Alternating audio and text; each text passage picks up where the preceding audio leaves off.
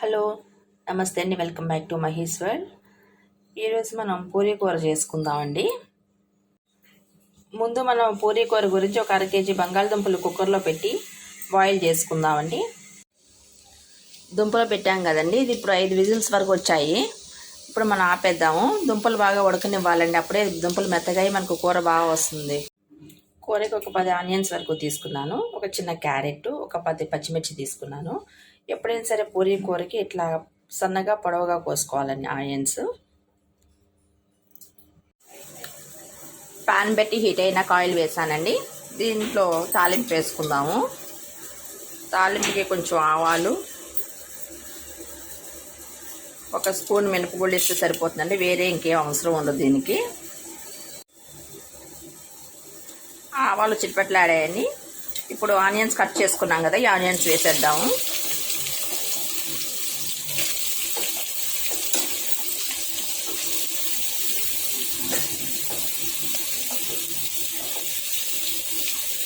Green chillies కూడా వేసానండి. ఇందులో వేరే కారం ఏమీ వేయం దీనిలో. ఈ పచ్చిమిరపకాయలు కారమే కనుక కారం చూసుకుని మనం పచ్చిమిరపకాయలు వేసుకోవాలండి. మొత్తం అంతా కలిపేసి ఒకసారి మూత పెట్టేసి మగ్గనిద్దామండి. ఒక టేస్ట్కి సరిపోని సాల్ట్ వేద్దామండి. ఒక స్పూన్ వరకు సాల్ట్ పడుతుంది, ఇంకా ఎక్కువే పట్టొచ్చు, దుంపలు కూడా వేస్తాం కదా. ఆనియన్స్ కొంచెం బ్రౌన్ కలర్లో చేంజ్ అయ్యాయి కదండి, ఇప్పుడు క్యారెట్ కట్ చేసుకున్నాం కదా, ఆ క్యారెట్ కూడా వేసేద్దాం. మనం ఇట్లా క్యారెట్ వేయటం వల్ల కూర కూడా కలర్ఫుల్గా ఉంటుందండి, టేస్ట్ కూడా వస్తుంది. దీనిలో ఒక 1/2 స్పూన్ పసుపు వేద్దాము. ఇప్పుడు మొత్తం అంతా కలిపేసి మూత పెట్టేద్దాము.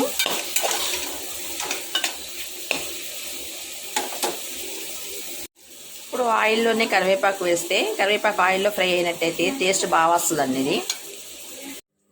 బంగాళదుంపలు బాగా ఉడికాయండి. ఇప్పుడు వీటిని అంతా పీల్ తీసేసి బాగా స్మాష్ చేసి ఉంచుకోవాలి. ఆనియన్స్ క్యారెట్ మగ్గిందండి. ఇప్పుడు మనం పీల్ తీసుకున్న పొటాటో ఉంది కదా, దీనిలో వేసేసాను. ఇది మొత్తం అంతా ఒకసారి కలిపేస్తున్నాను. మొత్తం అంతా ఒకసారి కలిపేసి మూత పెట్టుకుంటే మగ్గుతుందండి. పూరీ కూర తిక్కుగా రావాలన్నా, టేస్ట్గా ఉండాలన్నా శనగపిండి వేస్తే దాంట్లో బాగుంటుందండి.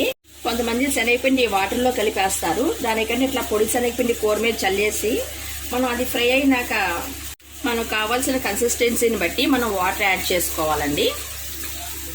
1.5 గ్లాస్ వరకు వాటర్ యాడ్ చేశానండి.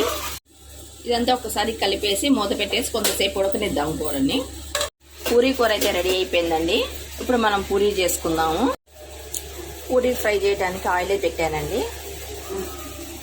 పూరీలు ఇట్లా మందంగా ఇట్లా చిన్నగా చేసుకోవాలండి. పలచగా పెద్దగా చేసినట్లయితే అవి పొంగవు.